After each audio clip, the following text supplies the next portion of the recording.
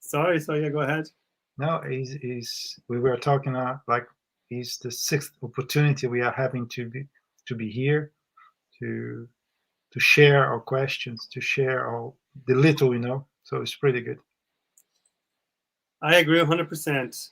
We were joking. This is already longer than some Netflix episodes. So good for us and good for everyone that's joining us every couple of weeks. I have a lot of people already saying hello, so I'm just going to go straight ahead and say hello to them. I want to say hello to Elsa, hello to Nelly from Uruguay, Elsa from the UK, Susana from Chile, Caravaneiro desde Ushuaia. So it's at the very edge of the world in Argentina. Natalia, hi Natalia. Greetings to all of you. Well, this is time to talk. Our fortnightly conversations on mediumship. As you know, my name is Rafael, and I have here Guilherme with me. We are the co-hosts of this, let's say, talk show where all of you are our interviewees. Today, as Guilherme mentioned, is our 6th episode. Who would have thought? We've been doing this for 3 months already. Wow. And I want to say thank you to the 3 institutions that are behind us, that are helping us in this beginning of this journey. We have, as usual, the British Spiritist, the Spiritist Society of London, SSL. Guilherme and I are members of SSL. SSL is a group dedicated to the studies of the Spiritist teachings, and we meet virtually every Tuesday and in person every Thursday. So if you're interested in joining the study groups, check them out on Facebook. We also have BUS the Federation. It's the British Union of Spiritist Societies. SSL is part of BUS. And we also have Kardec Radio broadcasting us. Kardec Radio has been around for over 10 years, bringing content on Spiritism in English in multiple platforms. All these 3 institutions are committed to the spread of the Spiritist teachings, and we thank all of them very much for their support. I have a couple of other people that join here. Let me see. Beatrice, hi Beatrice, also from the UK. We have a good group today. Nice. Well, this is good because today we want a lot of participation. We expect you to share so we can start dipping into the medium subject. I also want to say hello to Saul. Hi, Saul. And of course, almost our 3rd co-host. He's always here with us, and it's a pleasure. Bruce, straight from Oregon, the US. Okay. What we're going to talk about today.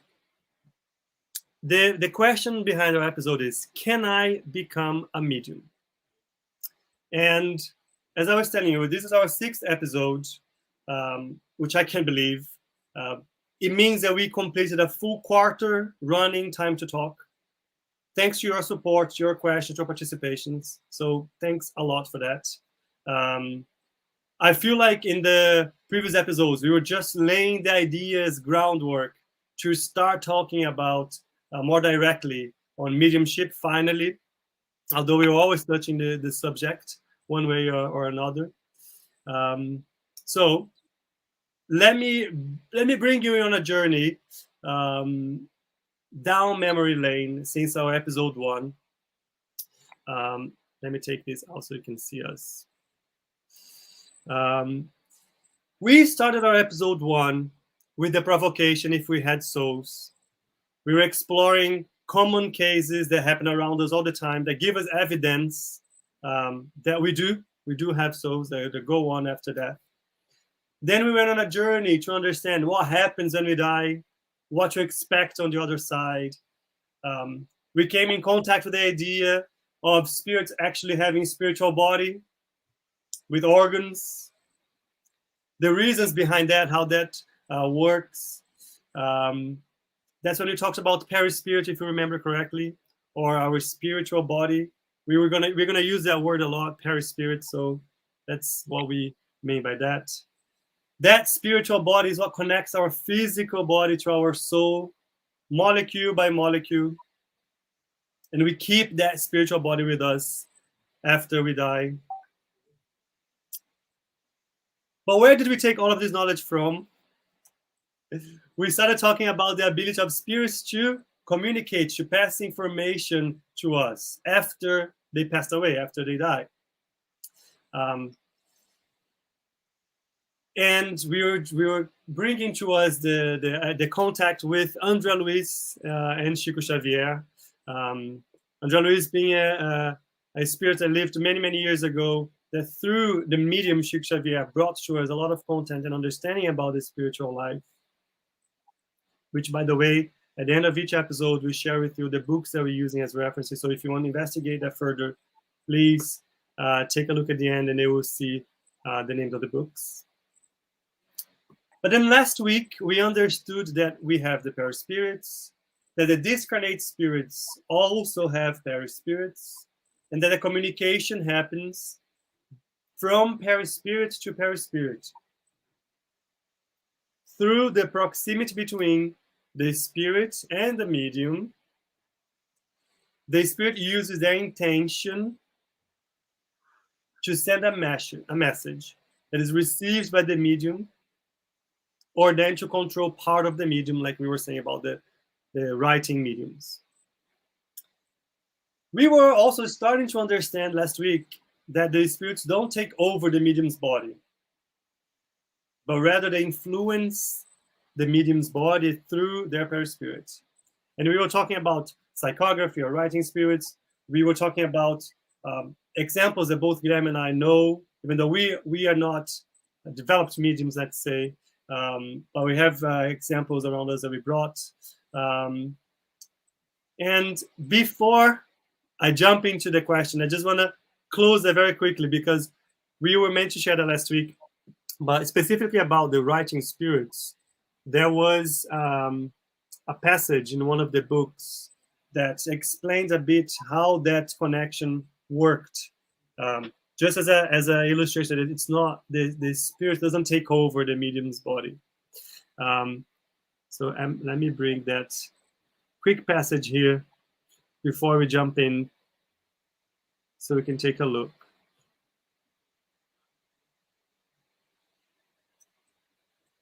So, from the book Missionaries of the Light, Callisto, the spirit, positioned himself next to the medium, put his left arm around him, and moving his hands to the cortex of the medium, he touched his memory center with the tips of his fingers. Slowly, I saw the mental light from the spirit mixed with the irradiation of the medium. Callisto started to write, taking over the arm of the medium and starting to write. So, as an example, the spirit doesn't take over. The spirit of the medium doesn't leave the body, and the other spirits take over that. It's a bit more subtle than that. Just wanted to bring that as a example. Okay, if we move on then, look, I have a perispirit. The spirits have a perispirit. All of us have perispirits. And now we're talking about that the communication happens between perispirit and perispirit. Does that mean then that we can all become mediums? Is this something that can happen? Guilherme, is that what it is? Can we all be mediums? Well, let me say something first that came to my mind when you were talking about this chapter of the André Luiz book. Yeah. You know that Hollywood does not help us very much, isn't it? We have plenty of movies, like one that came to my mind, Ghost, with Patrick Swayze and somebody else. I forgot the name of the actress. where we could see spirits jumping into the body and then taking over the actions, the voice, the movements. And that's only one example of movie. That there's plenty of there in Hollywood, but definitely is not like that. So this is one of the reasons that a lot of mediums are afraid, because they think that the spirits will come inside their body and they may stay forever. But it does not work like that, right? But then back to your question. Before that, there's more people joining us, and I want to say hello to them, and I want to ask for their help with this one. Mhm. Because so I want to say hello to Paivi, Katia, Rodolfo. Welcome to our live. And we were talking about like if all of us can be mediums, right? Can we become mediums or develop mediumship? And I'm curious to hear from you. If you yourself had any experiences, or you know someone else that had an experience, please share with us. Send in the comments, and I'll read them, and I'll try to bring them into our discussion today. Go ahead, Guilherme.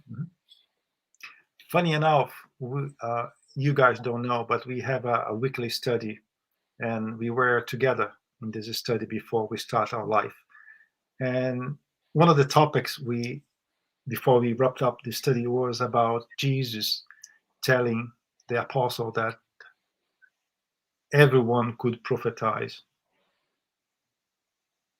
And in other words, yes, in theory, we all can be mediums, because we all are mediums, because to a certain extent, we all have a kind of perception, a kind of sensibility. But quite often, when we say this person is a medium, means that person has extra high sensibility, or is developing their extra high sensibility. But we all are mediums already. Some with a higher degree of sensibility, some with a mild level of sensibility. But I don't recall anyone that I met so far that do not have any perception of something. They don't even know what it is, and they don't need to know. But is a kind of mediumship. Let me give an example. Do we have dreams? Yes. I think we all do. When we go to certain places, do we feel like there's a heavy atmosphere here? You know, I'm having chills. I don't like to be in this place. I have no idea why, but every time I'm coming here, I don't feel like I should be here.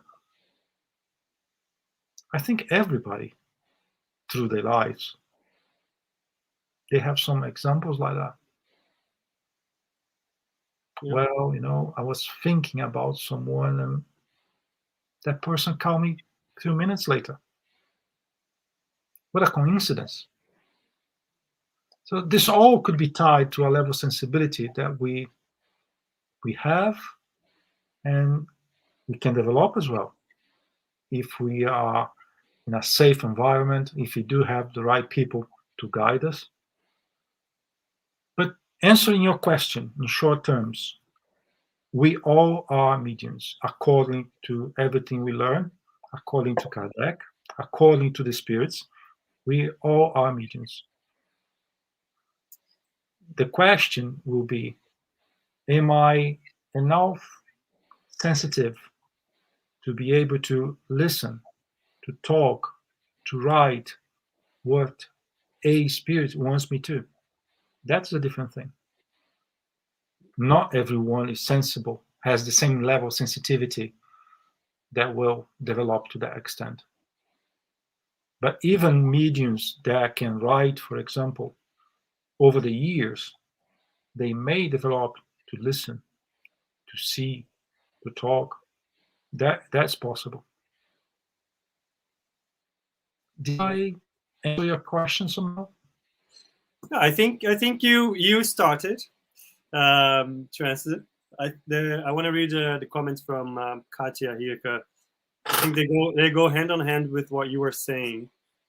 She's saying, I think we all can be medium, different levels of mediumship. Then she says, I believe our sixth sense, our gut feeling, is a connection with our guides, giving us a signal.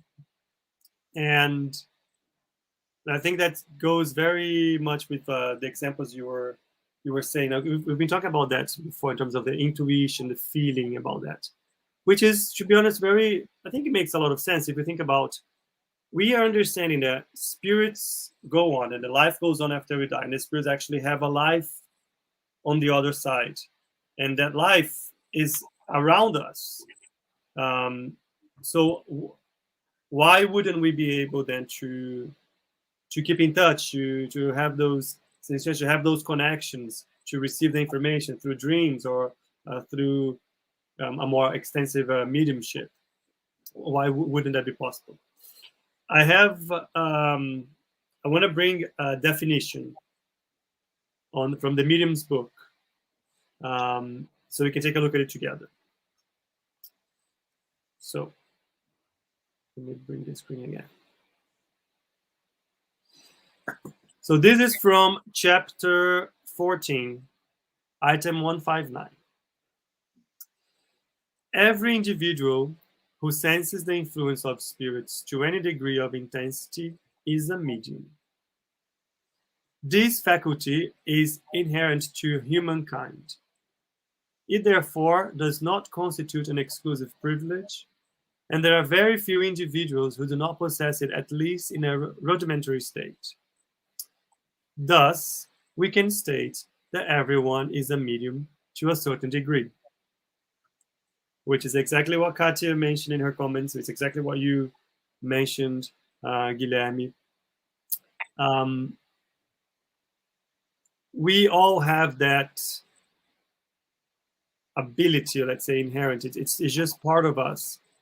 And it shouldn't, how could it be any different if remember we were talking about the analysis between perispirit, which is the spiritual bodies that we carry with us as spirits. If we all have that, and it is through that we establish that connection with them, we all have, let's say, the tools in certain levels at least to have some sort of exchange with the spirits around us. When was the last time we had a problem to solve? We couldn't think about any way out. In a minute, here we go. Eureka! I had an information. Well, why I haven't thought about that before? What is that? Could be a friend, a spiritual friend, could be your mentor, your benefactor, whatever you want to call. But could be a external thought that is dropped into your mind. So you don't even feel like any presence. You just had the perception for the idea. And what is that? All those clever people we know through the history that develop massive machines, drugs, designing things. Where this knowledge came from sometimes came from the other side. If we are able to listen and to interpret the information, that could result something very nice. And something that I thought when you were reading the chapter from the Medium's book is that there are mediums everywhere. In the Spiritism, Catholicism, you name it, they are everywhere. It's not something that belongs to the Spiritism. It's exactly the opposite. It's natural. It's a human thing. So anybody can have some degree of mediumship. I was rereading this item now that we have in the screen, and I actually want to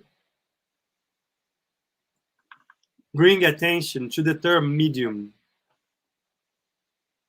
It's saying here, the first sentence: every individual who senses the influence of spirits. Why am I bringing attention to the term medium?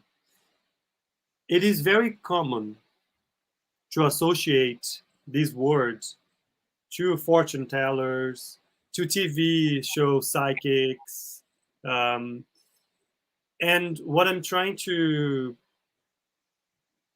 invite us is to redefine the meaning of this word, to try to understand the meaning of this word and it actually is behind that. So I'm asking you, when I say medium, don't think about those examples because the term is much bigger than that, right? It means much more than that. In fact, it means something that's actually far away from that.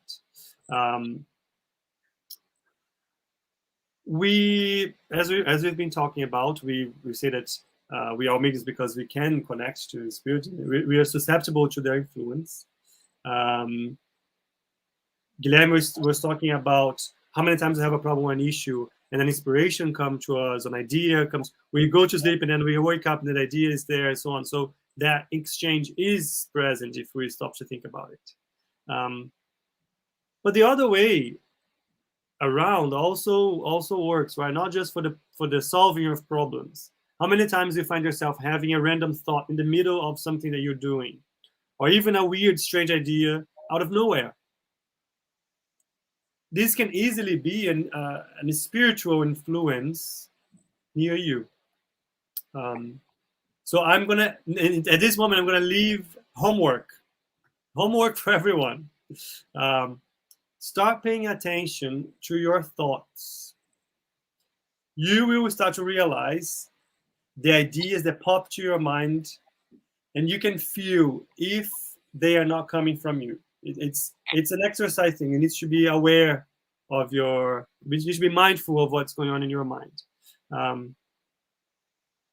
I want to add something else here because Kardec, to make even more clear, he actually went to the spirits and asked further about this. Now I'm going to bring probably one of the things I always remember from the Spirits book, which is this one. So that is Spirits book, chapter 9, question 459. Do spirits have any influence on our thoughts and actions? The answer is short.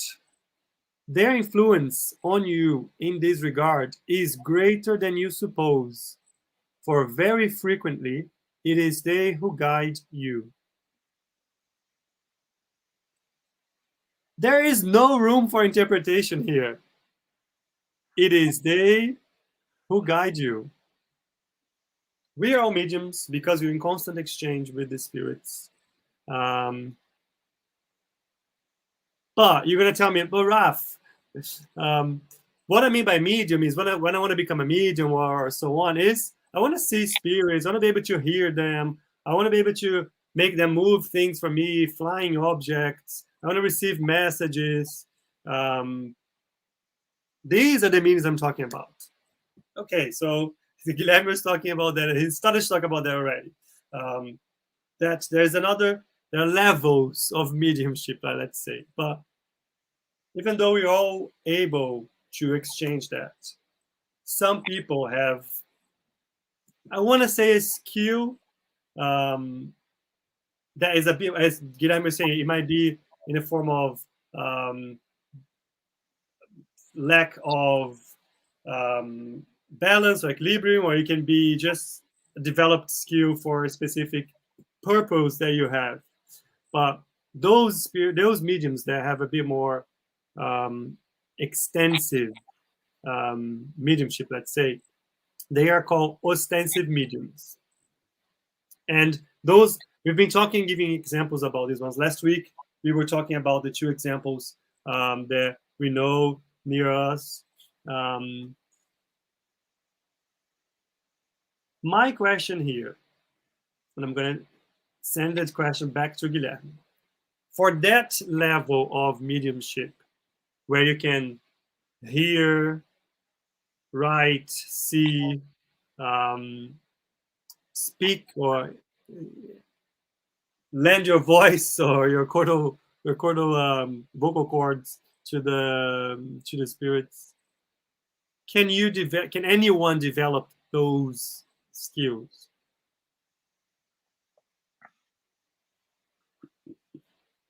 Let me think. It's tricky. Well, we know that we all are mediums to a certain extent, right? Even when we talk about fortune teller or someone doing shows on TV, yeah, they can be mediums as well. There are some people that are just over there pretending to be, but there are some serious ones as well. They are. They have the ability to get interconnected. What is a medium? It's a go-between the spirits and someone that need something, right? But then, to try to answer Rafael's question is, why do you want to develop some abilities? Because what are the mediums really? Mediums are here for what? Mediums are here to use, let's say, the ability to help others,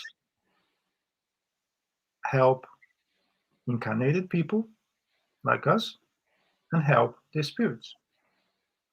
But you can also do that, not being a medium as such. There's so many ways you can help both sides of the world of the life. But I like to bring things to practice. Some people, despite they have some sensibility, is no point to bring them to a mediumship meeting to try to develop their skills, because they have something very, very shallow. They have some feeling.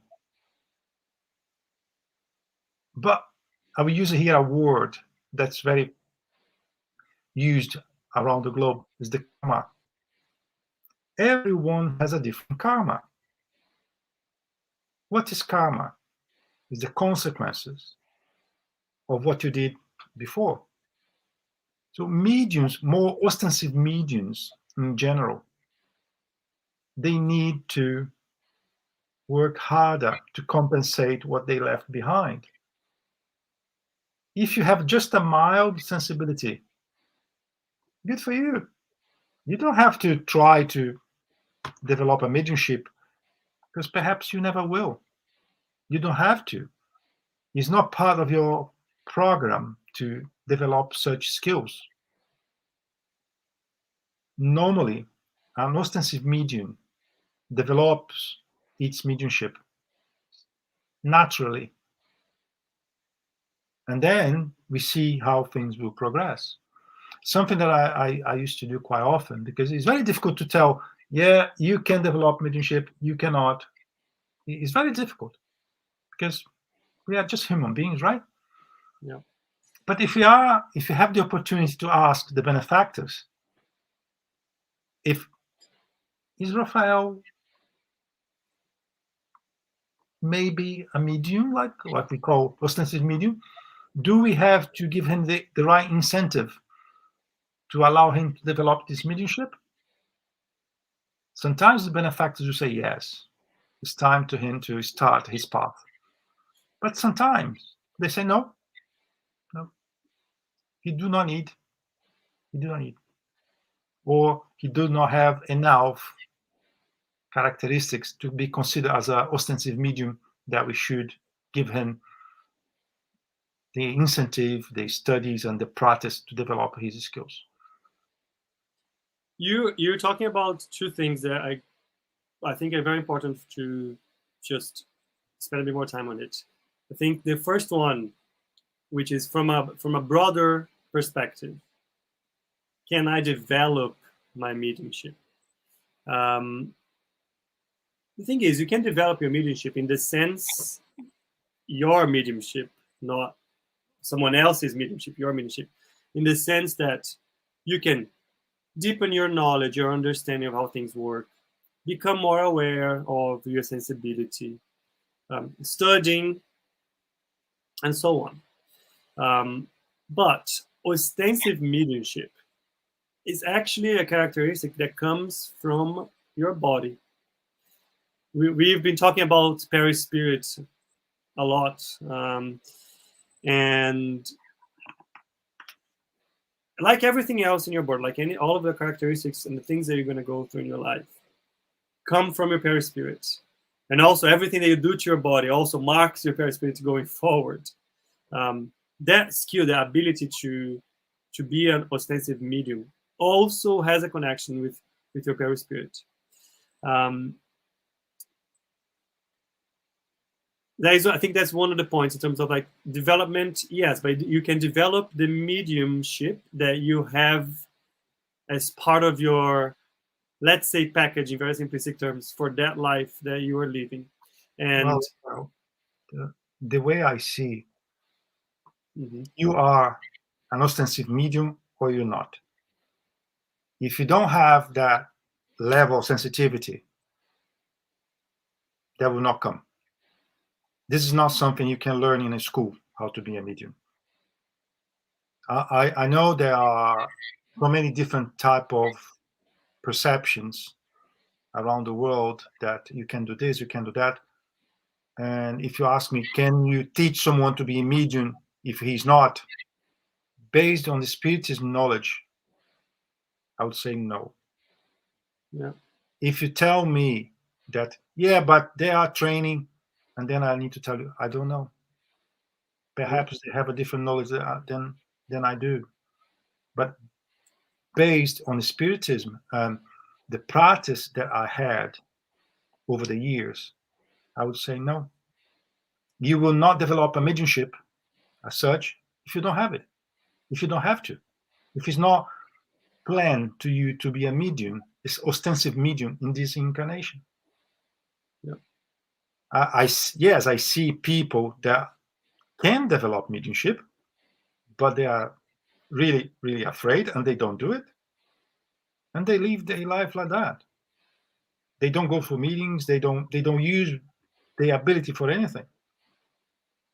But someone that do not have that written in their spirit for this incarnation, I don't believe will develop anything. Yeah.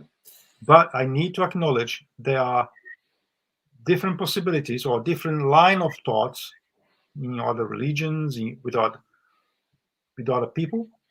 And then I need to humbly say that I don't know if it's possible. If somebody say that through a process that's possible, like we see, I will open a third eye, we'll do a training for this. The practice that I had tells me that you're medium or you're not, ostensive medium or you're not. I think the other point that you also brought up that I think it's important to, I guess, understand is what is behind. If you have interest in becoming a sensibility, what's behind that? Why? And I think this is like a can of worms that I'm gonna open. I like that. Why would people want to become mediums? Why would people want to be able to be ostensive mediums when I'm saying mediums in this sense, ostensive mediums? And I think a lot of people would want that so they can talk to a friend or a family member or have a specific connection with somebody on the other side. But in reality, the more you study about it, you understand that it's not for that, right? It's not that simple, because and I'm going to connect to another question, which is why some people are mediums. But anyways, there is a reason. If you think about everything is governed by gods and divine laws, there is a reason and a purpose for why some people are mediums and why are not. And when you are receiving communications or seeing things or so on, this isn't 100% dependent and controlled by the medium. It's actually, there's like a team behind that for that to happen. So there needs to be a spiritual support around that to happen, because it will be, the communication will come from a spirit who is at the same level connected to you, that is able to tune into the mediumship that you have. Um, it's not the medium that you want, where you want to talk about the things that you want. It's not like that. It's not like a superpower that you can just turn on and, oh, this is what I want to do with it. So I think there's a tricky questioning about why that, and that leads to the next question, which is, Guilherme has already started talking about it, is why some people are ostensive mediums and some are not. I think Rafael is. Oh, sorry. No, carry on. I was just gonna ask again: are they special? Okay. I think that we need to speak about something. There are different schools that deal with mediumship, right? We are spiritists, but we know there are different schools. So the main question is, do we want to be mediums to work in the name of God? Do we want to work in the name of Jesus? Do we want to do good? Do you want to help people? Congratulations. Every school sees things in a different way. But good and evil are good and evil everywhere. So if you want to be medium to help people, so be it. If you do have that characteristics, so be it. We spiritists, we do not engage ourselves in any kind of return, any kind of financial return either. Not saying that who is right, who is wrong, we are not here for that. That's why I'm saying, do you want to be medium to help? Here we go. I can give a personal example. I like to test things on me.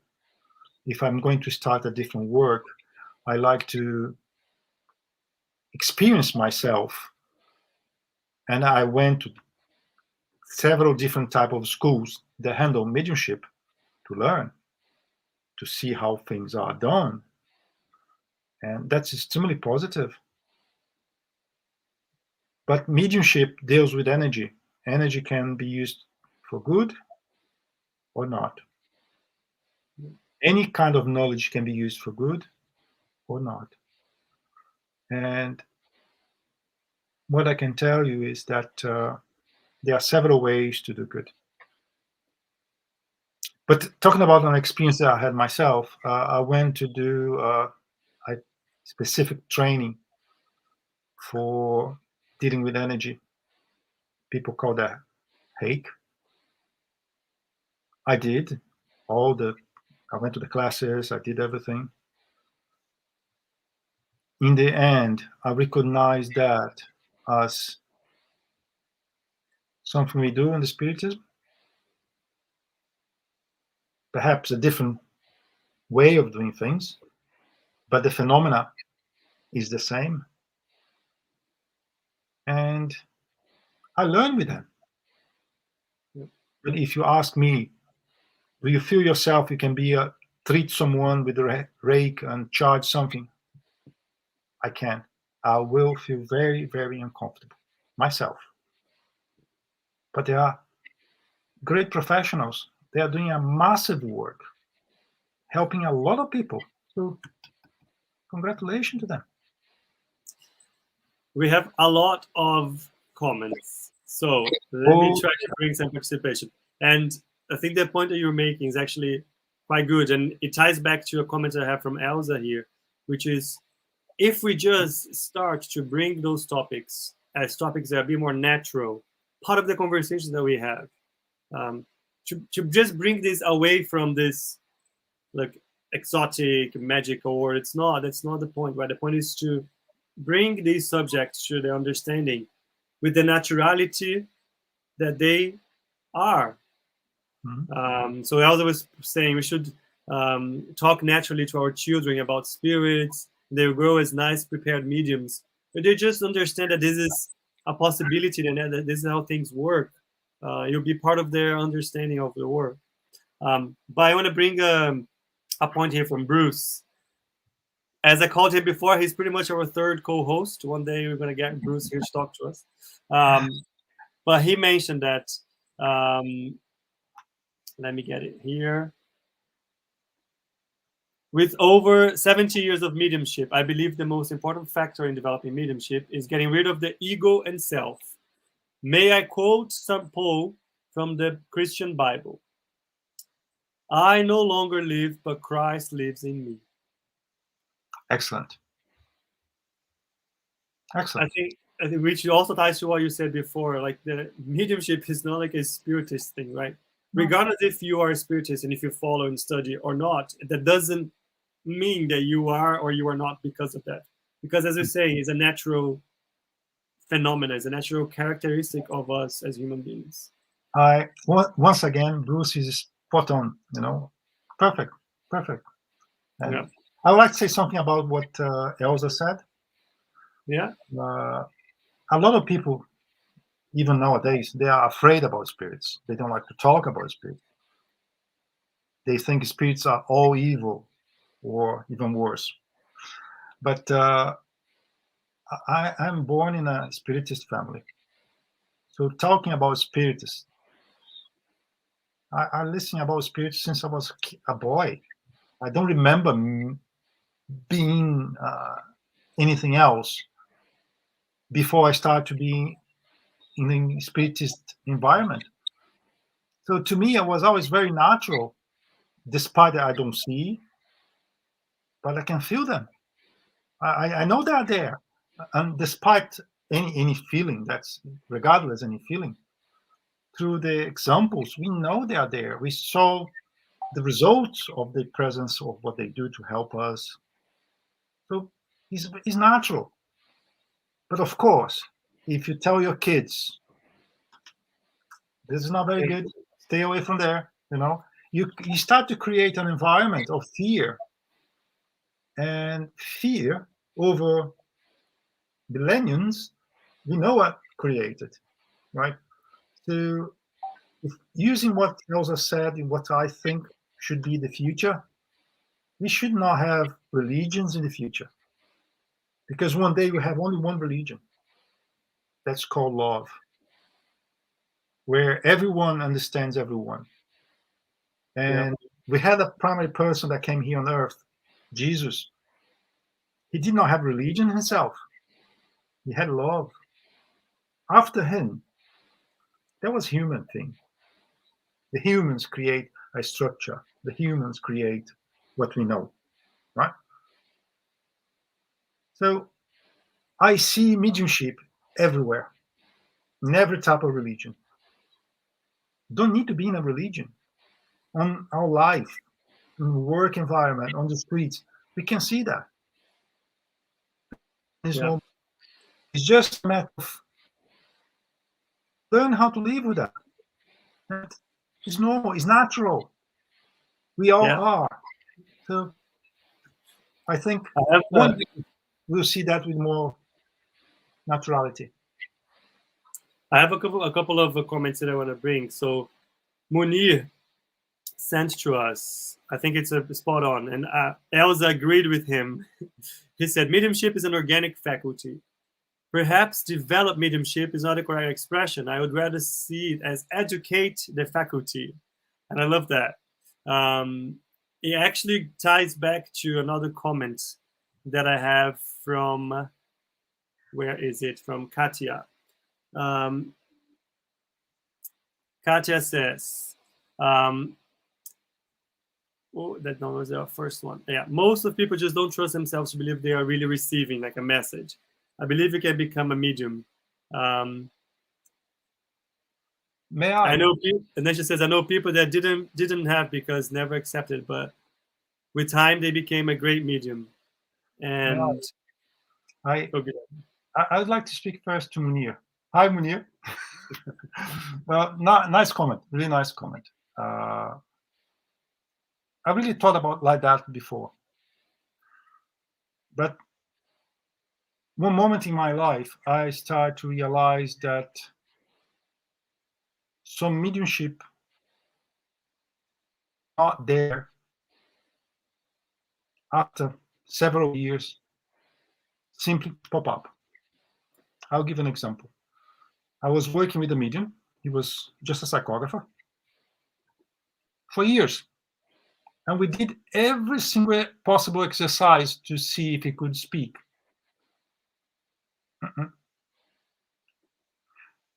Munir said hi. Cool.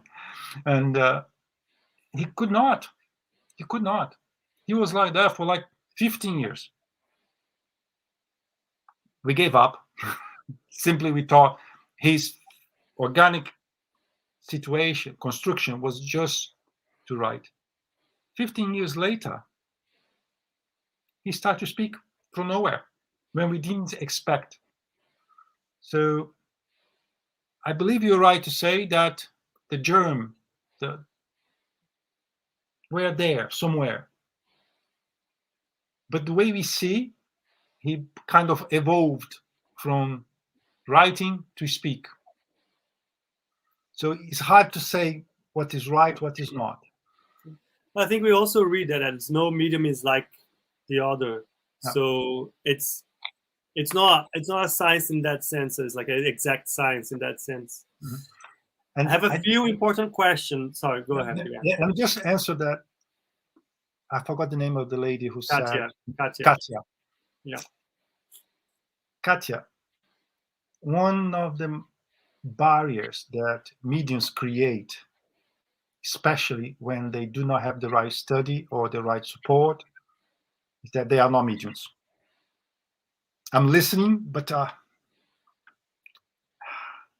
don't want to know. I'm not listening to anything. It's things of my mind. One day I even spoken when I was with my husband, but that was, I'm not medium. And the person started to create barriers that we can only break those barriers through a serious study. And after a process of studying the basics and starting the mediumship practice, if the person does not feel comfortable, will not work, because she or he will create a barrier again, and that's it. But if you start to understand and accept that's coming from God to help people and become something natural. I've seen that over and over, and every time when the ostensive mediumship appears, it's like you're receiving a calling. You answer or you don't answer. Sometimes the call will come back later. Sometimes won't call again. That was it. Nice. I added like the Pivy sending us a few questions, and she added a comment. It was pretty much exactly what you were saying, what Katya was mentioning as well. That if sometimes if you doubt too much, that can be the main obstacle for actually developing or educating your faculty or developing your faculty. There's another thing. Look. So Pivy is bringing us a few. Just hold on. Pivy is bring us a few questions. I think they're good questions for us to talk, because she's mentioning a book called "We Are All Mediums," and in this book, she's saying a mediumship rises when a person develops to a certain level of goodness, becomes a better person, and it's more of a question mark. Is that how we understand? Is that how you understand it, Guilherme? No, I will refrain to the practice. I love to read, but I love to pay attention to the practice. There's a lot of bad people with mediumship. Perpetrators. with mediumship. Mediumship is organic. Mediumship is not tied to your spiritual evolution. Unfortunately, it's not. So I agree to disagree. Interesting, because I would say it could also be, I would say, and why do I say that? There's a lot of material from many other psychographers. I can bring in it for the next time, that explain that mediumship, ostensive mediumship, is always connected with a purpose, with a mission. It doesn't mean that the person is an elevated spirit. It means that needs to be put to use to a specific purpose and cause. I agree. That might come from, and I'm going to give him a very easy example, Jesus. That might come because, of course, a spirit is very enlightened and brings that ability with him or her, with that kind of mission. But it can also, and more often than not, come as a last resource for people to repent and atone and kind of fix things that they might have exploited in a wrong way in the past. That's not me talking. It is not me saying. It is not me passing the judgment. I'm just bringing what the readings. And it goes back to the question of, more importantly than developing or educating your faculty or becoming a sensitive mediumship, is what are you using that for? What is that you are getting out of it? If it's something personal, it already starts to leave a question mark in terms of, does that make sense? Is that the reason why you have that skill? Should put that to good use. Yeah, let me use my friends from a different school as an example. Okay. Yeah. And we won't speak here about Umbanda. It's a kind of African descendant type of methodology school. They use the same mediumship principles. The law is only one. There is not different laws to them, to the Spiritism, to spiritualist. The law of the mechanism is exactly the same. The way we use, the way we understand may be different. But now I will speak about my fellow friends from Umbanda. They are the go-between, like we are in the Spiritism. Basically, they use their mediumship for good. They treat people, they heal people, they help people that are suffering. Many different shapes and forms. We Spiritists, we can do the same. I can use the knowledge acquired over the years to help people, to heal, to treat, to give them support. And I can use the same kind of knowledge and mediumship to do the opposite.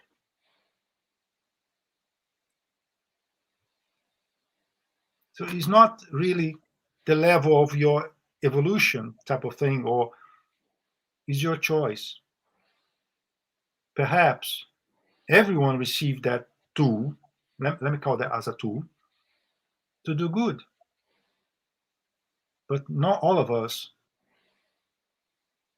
had the same choice. So I understand what you said, Rafael. You said, I agree. There's no right or wrong. We are not here for that either. But I think there's it's pretty much exactly what you're saying. There is more in the comparison of, would ostensive mediums all be come from like good spirits or evolved spirits? And I think one other way of seeing is that somebody who comes with ostensive mediumship that person is being given a very hard, let's say, um, evidence, personal evidence of the reality of a spiritual life. So that person doesn't really, well, of course they have their free will to do whatever, but in reality, the person cannot ignore these things completely, right? So that's why I say sometimes the less resource that for that person to change their behavior, to change the things that they were doing in their life, to understand the meaning of life in a broader way and do something about that. Because more important than just believing is actually what you're doing with what you understand. I have one. Go, Guilherme, go. You can go. There's one thing, right? Quite often when we speak about mediums, we think about Hugo Xavier, Divaldo Franco, some European mediums here. That's different. If you see what they produce and how they live their lives, we could say those guys are saints because they wake up and they go to bed practicing good, helping people, giving food to starving people. That's their life. So the level of spirits that will be around them will be very high. And then they produce those magnificent books, but they are the minority. They are the minority of mediums. The great majority of mediums are normal people like us. And we can choose what to do. And quite often we choose not to be good as Divaldo or Chico or so many others. Yeah. Sometimes we all would like to be like Chico, but we are very, very far away from that. To close our talk, I'm just going to bring the last question. I'm not checking the time. Yeah. Last question and comment from Pivy. And I'm just going to say thank you so much, everyone, for all of the messages and questions because it was the best so far. Great. Anyways, Pivy is asking, so how can you tell if something is mediumship? Especially if if sometimes can manifest itself in an unusual form. There are many, many forms of mediumship from what I hear. My advice. First of all, we have to eliminate any and every other possibility. We could have different feelings, feel different things because different reasons. They are not related to mediumship. So we need to eliminate those possibilities. That's step one. Step two, study to understand what is happening to you or to someone else close to you. Because there are plenty of written knowledge, perhaps not in every language, but there are. And there are people willing to help, I'm sure. And depending who you will speak to, if you speak to a doctor, for example, he had no knowledge at all about spiritualism, spiritism, or anything else, you have a disease. You listen to voices. You saying you see things, and I do not. I do not hear. I do not see. So I'm afraid I need to prescribe you some medicine because that is in accordance to his knowledge. You will not identify someone mediumship like that. If somebody say yes, I met only few people over the years that had this condition to do it. But the person that I met that was able to say that, she was by far a great medium as far as I'm concerned. So she could see, she could hear, she could see things that even the majority of mediums could not. But they don't exist everywhere and they are not there. They're not on every corner. So you have to do attentive observation, case by case. And I, in particular, I like to work with the spiritists. If I'm a spiritist, I need to work with the spiritists. And if I have to ask them, is this person A, B, C mediums? Because who am I? You know, they can help me. I need to work with them. And they would tell me, yes, person A and B, yes, they are mediums. Person A has to go to development. Person B sometimes doesn't have to. Person C is not medium in the sense that do not have an ostensive mediumship. So if somebody say to you, yeah, you're medium, yeah, you have to do this, or you're not, take your time. Observe, study, speak to other people that may help. And after a period of time, yes, then you'll be able to come up to a proper answer. But I think answer that question quickly, you may lose a great opportunity to work for Jesus. Yeah, to be honest, I would recommend the same thing, and I think it's not a simple answer. And well, we've been talking about how complex these things are, right? The whole of like the perispirit connection with the spirit and so on, the reasons behind you have that skill with you. So it's no surprise that it's not an answer that would come as easily as as that. Let me just give an example, right? The Spiritist entity that I'm still connected back in Brazil, we have 4 mediumship meetings every week, plus the emergency meetings when we need to help someone. And despite of what I think or what I believe, before get someone to the meeting,